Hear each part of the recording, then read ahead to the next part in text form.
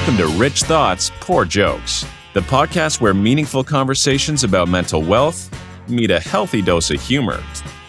Each week, your hosts, Dr. Roxy Reef-Cole-Cook and Dr. Stephanie Ellis, two of Houston's most respected doctors of counseling and psychology, coach you on the path to mental wealth. They will not just inspire, but entertain you while empowering you to elevate your life. Welcome back to Rich Thoughts, Poor Jokes. So we've been talking to our listeners about self-care. Self-care wealth. So we titled this next episode, Take That to the Bank. Why did we title it that? Do you remember? As I look at my note cards, I remember that. No, I think there are some areas of life where the wealth metaphor really suits. And I think today it really suits because we want to talk to you guys about budgeting and investing. Those are two of the biggest factors in wealth, the money kind of wealth, but also I think in terms of this energetic, thriving kind of life. Take that to the bank. So yes, return on investment. How much should it cost me? Are we looking at this in relation to time and effort and so forth? And so we want to really look at how you budget things, the investments that you make.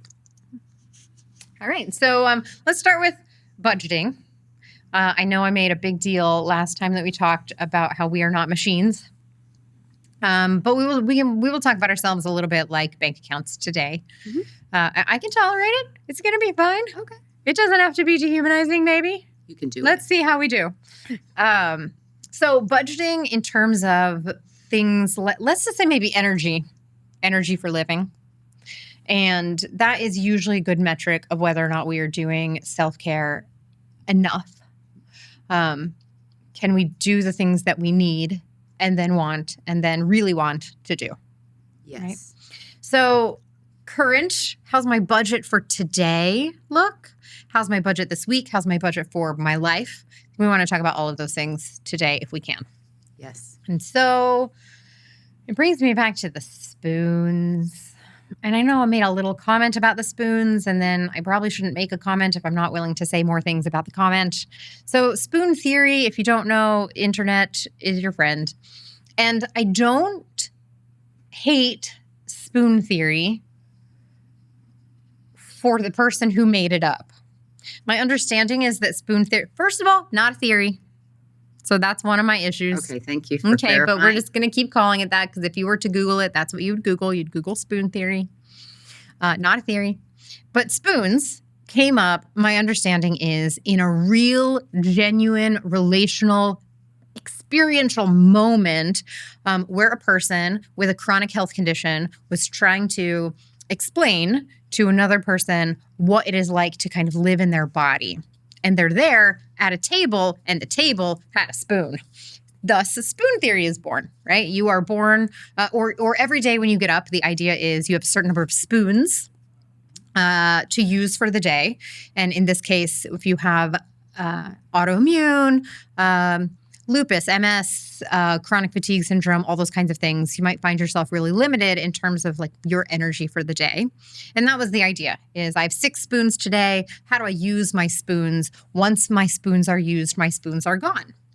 And so if that is your life and spoon theory really makes sense to you and it really suits you, I'm not talking to you, right? And I'm certainly not talking to the person for whom this was the right way to describe their own life.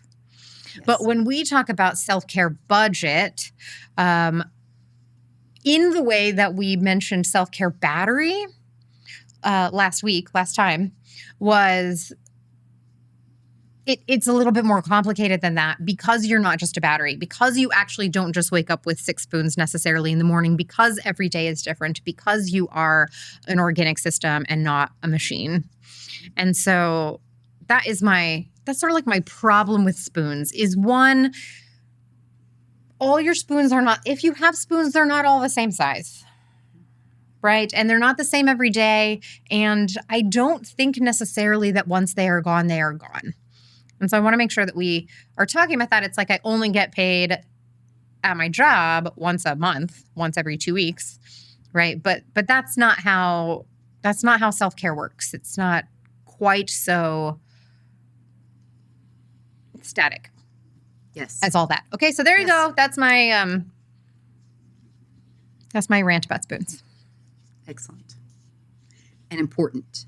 So I'm going to take that and run with the piece about replenishment. Replenishing, getting more spoons, replenishing your spoons, etc. So one of the things that we want to make sure that people understand is that the things that you choose may not always be the same. They can be different. So you will go through this self-awareness piece. You will find out what works. But what worked when you're 23 without children or a husband or aging parents or whatever may not be what replenishes you and the investment that you need to make later in life. So we do want you to know that they won't always be the same, but we do want you to think about the different options. And when we're figuring out this long-lasting future self-care choices, thinking really about maybe three different things. Asking yourself, is this something that's going to recharge me? Is this something that could rejuvenate me? Is this something that will help me regain energy? Well, I have more natural energy at the end than I did before I started. That's it. And just to get you excited, I'm going to say a word that will always fit all three of those. Are you ready? Okay. Can you guess what it is? I don't know, but we don't say the word always very often. We so don't. I'm very excited. Okay. I bet you guess. What's one self-care item that you know? Oh, I know what it is. Go. Is it sleep? It is sleep. It's sleep. I knew. See how excited she got? Okay. Sleep. Yes. Okay. That is one replenishment option that everybody should have in their toolbox to remember. It will recharge you. It will rejuvenate you. It will help you regain your energy. If it isn't doing that, therapy plug, get some help. That. If you are not having restful sleep, you're not having the sleep that you should be having. Yes. Okay. See, that's it. That's all I'm going to say about that today. Great job. Can I go back one step? Please. And say, I think one of the reasons that spoon theory, one of the things it speaks to, if in a pretty narrow way, is that not everybody has the same amount of vitality as everybody else. And I think you were making that point, that that's even true for us at different phases of life, us day to day. But I think we're trying, I think part of what that is trying to communicate is you might have a bucket, but I only have spoons. And yes. I think that is a really important dynamic, especially in a relationship where maybe another person doesn't have a chronic condition that is seeming to reduce the size of their bucket. But I also find when it's the spoon person in my office, that's thinking that small is also a way that kind of locks them into thinking that small. Yes. So I worry about that. Mm-hmm. So if you need to put a quantity, I want us to use buckets so that we can begin to understand that we have more capacity usually than we realize. By the time somebody comes into the therapy office, a lot of people are feeling like spoons, right? And sort of restoring the sense of bucket to your life is something that most people are going for. Absolutely. When they come to therapy. So, okay. All right. Good. Thanks. Absolutely. And so another piece of this has to do with the feeling of choice. And we've talked a little bit about this in prior episodes, But the idea is that, checking in that with yourself, it's something that you desperately don't want to do. It's not going to work. Okay. And the place that I always want to go back to in relation to this is the exercise piece. And, I said that, your brain really doesn't want you to exercise. One of the things that you and I have talked about, maybe you can talk a little bit more about, because I think we have this idea that every single person is going to get the same endorphins from exercising. Yeah. Do you know, I even think I made it sound like that when we very first started talking about self-care and we were talking about exercise. And I said, the thing you should not do is do exercise you don't feel better afterwards, right? If you feel forced into doing it, even if you're the one doing the forcing. And I want to identify myself and all of you out there. If you don't know what people are talking about when they talk about the high they get from running, or the endorphins they get from going to the gym, welcome to my very special club. You are not alone and you are not abnormal. And in fact, there are rats who don't experience endorphins from exercise either. So we're just a normal part of the human population. Okay. That's not exactly what I mean. Some people do get that, and good for you.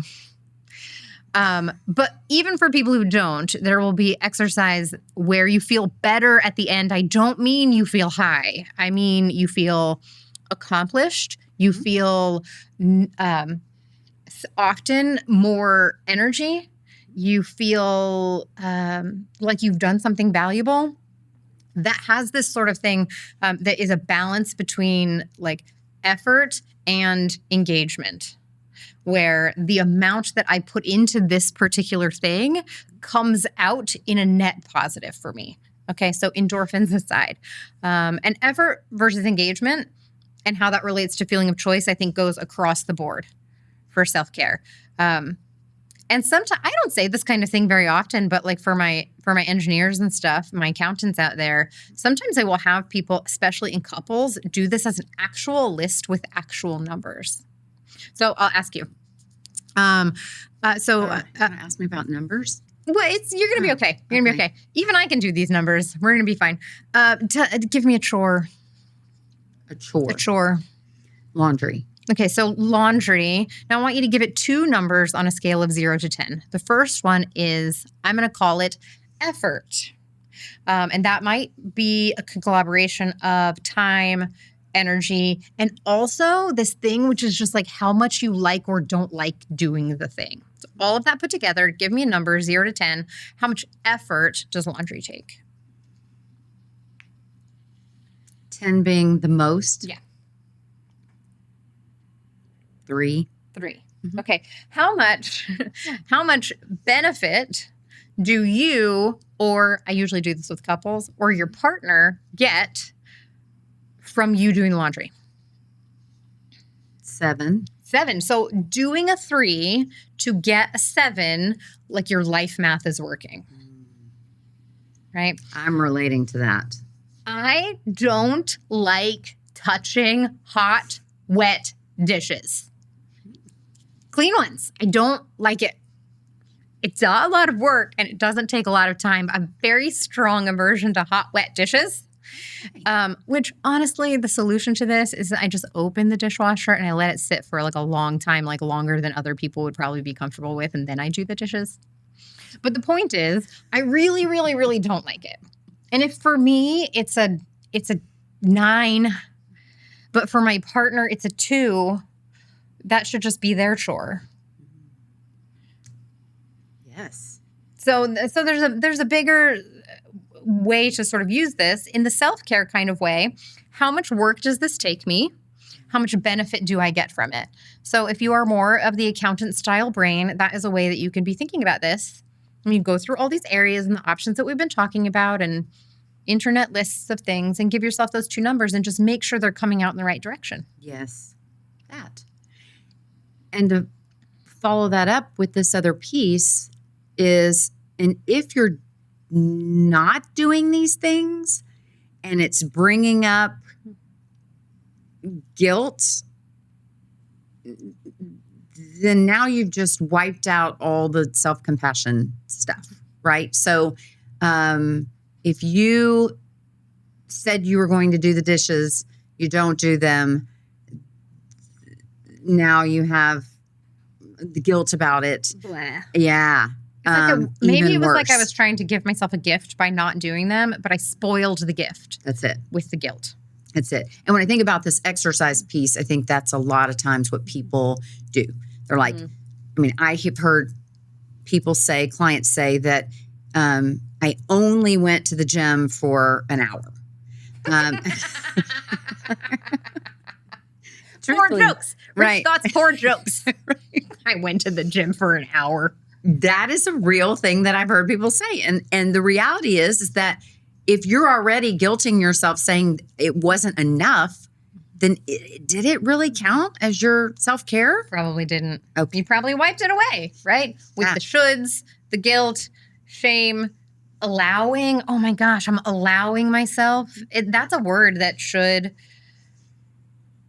pop when you hear yourself say, I'm just going to allow myself this one thing. Just check. Is that something that both present you and future you are not going to be mad about? Yes. One more thing there about choice, which is the more engaged you are with something, the more chosen it feels to you, the more benefit you get from it. Yes. Right. So I think that's what we're getting at, but I just want to bring that back to the word choice. And this is maybe a little overly existential, but if you are struggling with feeling like everything you do in your life is a should or a have to or I must, it is worth a little inventory about that, because you don't have to take your kids to school. I mean, It seems like you do when we say it like you have to and like you have to. I mean, you don't have to. You don't. You don't have to get out of bed today. There are consequences that you don't want to do yourself in with. Right.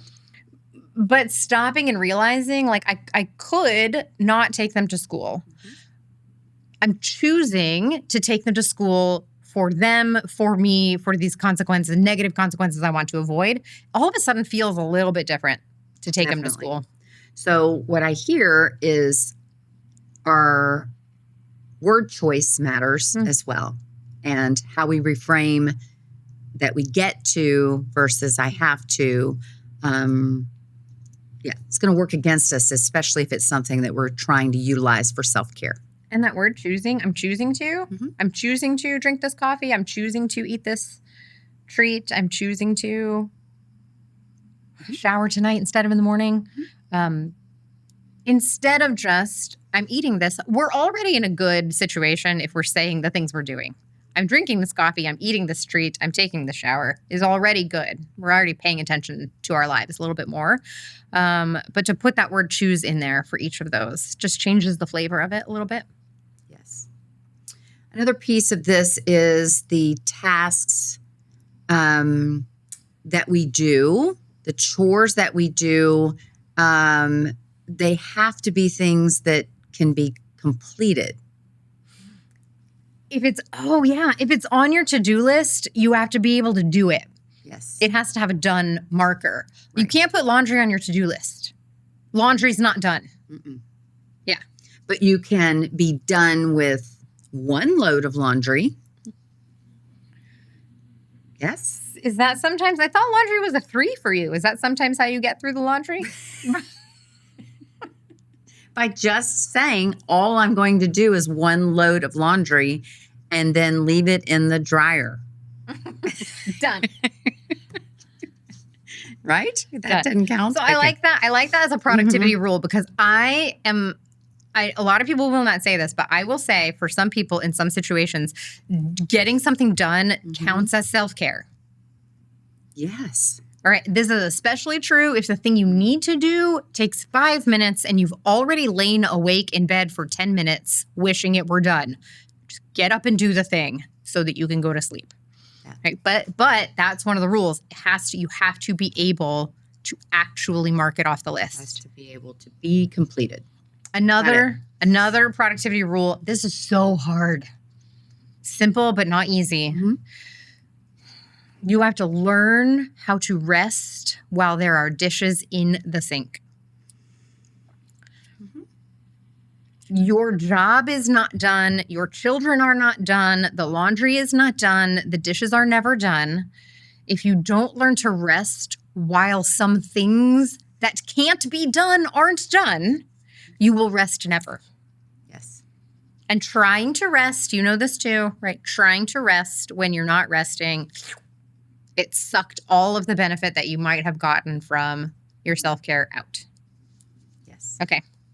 So to reiterate, these things that we're speaking about in relation to chores and tasks, etc., just reminding yourself that these are things that you want to make sure you've made sense of, you've completed, or given yourself permission not to complete so that you can move to something else that is a bucket filler. Yeah. Okay. And see, we just did it again too, which is like some things can't be completed. Mm-hmm. Don't live a life trying to complete things that are ongoing processes. That. Yeah. Okay. Okay. We have been a little bit here moving from budget into long term, I think, without saying it out loud. But intentionally plan good things for future you. That is about both budgeting. It's budgeting what you have today for putting that in the savings account, right? Putting it in tomorrow's bucket or next year's bucket, or putting it into invest. And I would like to say there's maybe something about a savings account here that makes sense, but investing makes more sense. So this is like our financial planning. Yeah. Okay. Something like that. So the thing that's really on my head when I think about this is intimate time with your partner when you would rather be sleeping. Sometimes you might pull intimate time with your partner up in the values hierarchy above sleeping because it is an investment. If it were just savings, I would usually say not to do it. Right? If the thing that future you needs or wants at the expense of present you, like it needs to grow in value over time. It shouldn't be like a one-to-one trade. Yes. Okay. That's good. All right. Wasn't 100% sure that made sense. No, it did. And so how about, this was something that we talked about in our sex series. We talked about scheduling and calendaring, and that can go hand in hand with what you're speaking about with this maybe shorter term financial planning, right?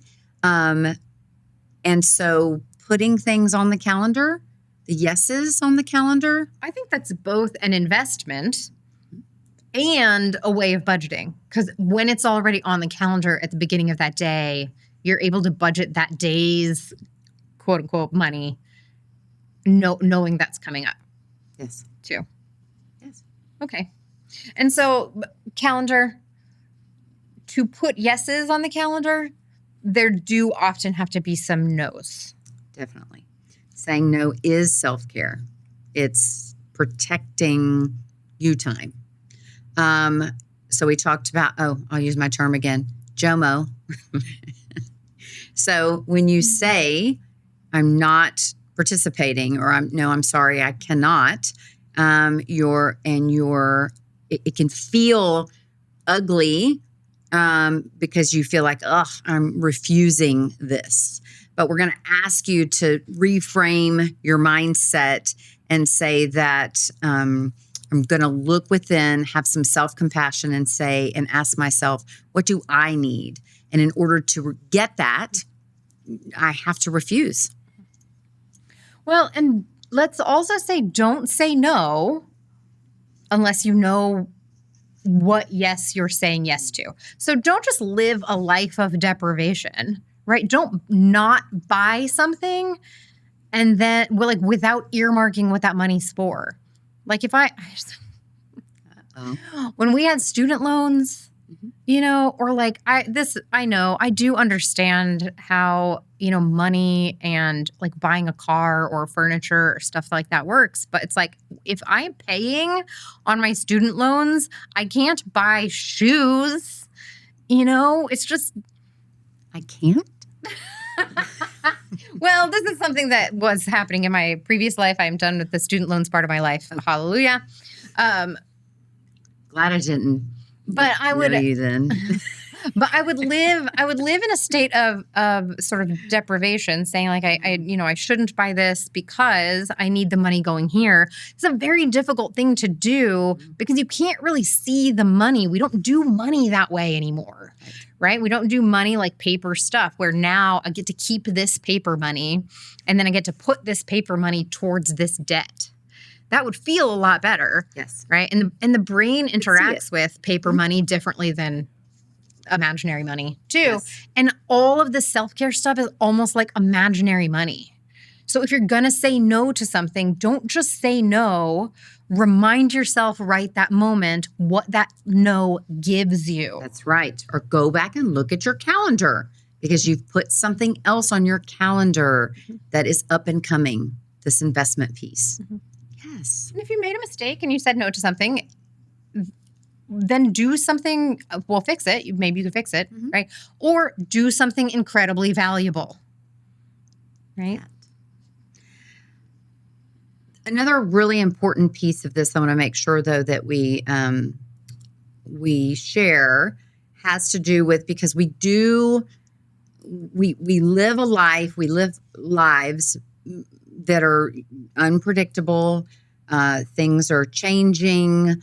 We should adjust. We need to be flexible.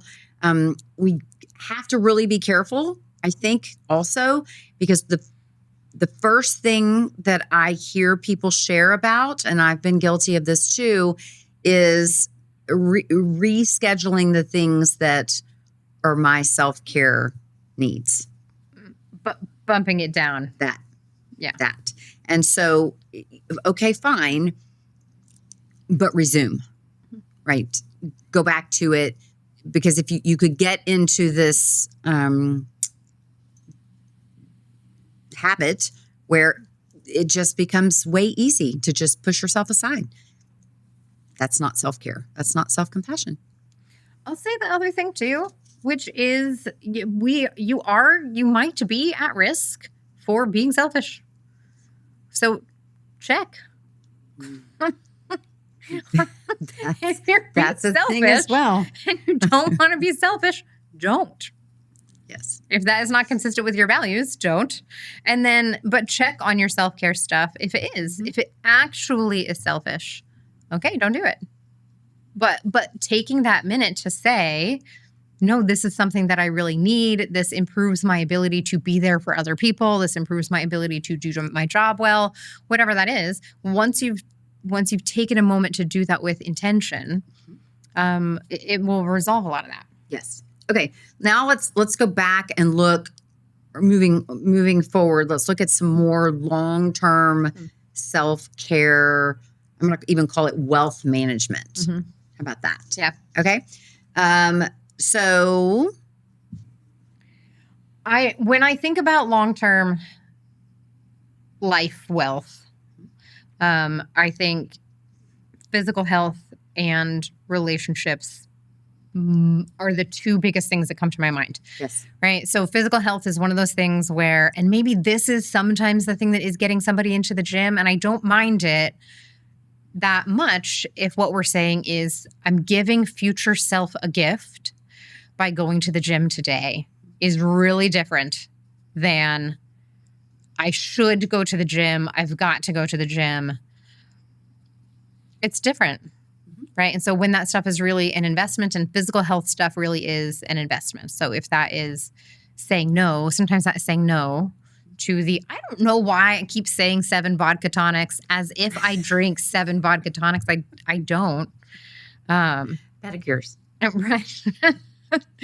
But it might be saying no to that. You didn't say that earlier. You said gin and tonics. I didn't. Oh. Because if I had said 7 gin and tonic, we would maybe be talking about it differently. I said 7 vodka tonics because I don't drink vodka tonic. Does anybody drink vodka tonic? Is that even a thing people drink? People drink vodka soda. Correct. You're looking at me. Yes. Gin and tonic, vodka soda. That's right. Okay. At any rate, it might be a no. It might be saying no to the 7 vodka tonics, or it might be saying yes to eating something healthy, exercising, going outside, right? The physical health stuff. So physical health is one of the things that future you doesn't have anybody but you to count on. Definitely. And I'm just going to plug.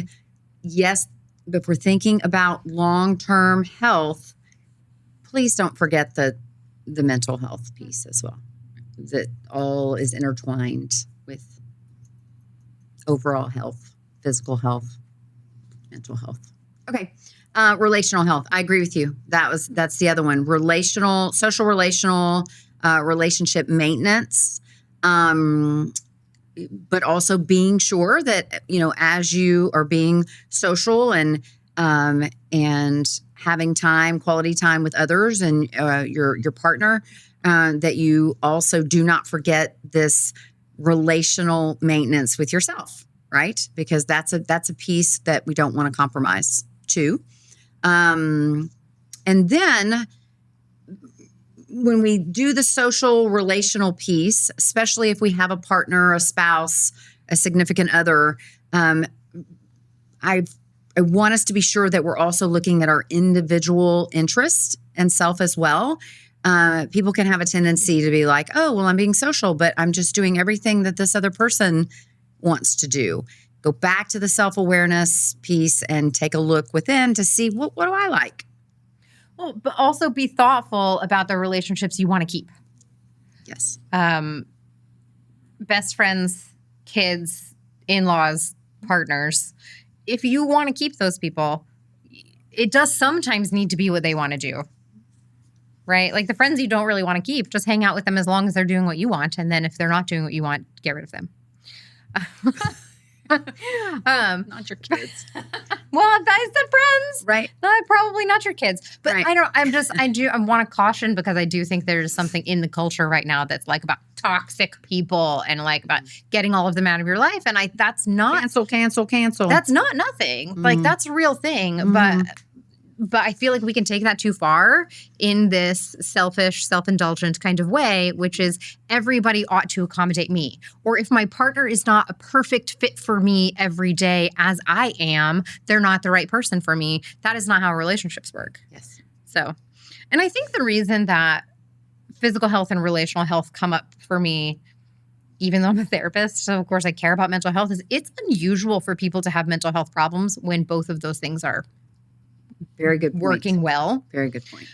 Not that it's impossible, but they certainly can. And therapy plug, though, therapy is good for relational health and surprisingly for physical health. Do you know that people tend to have better physical health once they have done therapy than beforehand, even if that's not what their therapy is about? Yes, I believe it. Because, depressed people don't want to work out and stuff.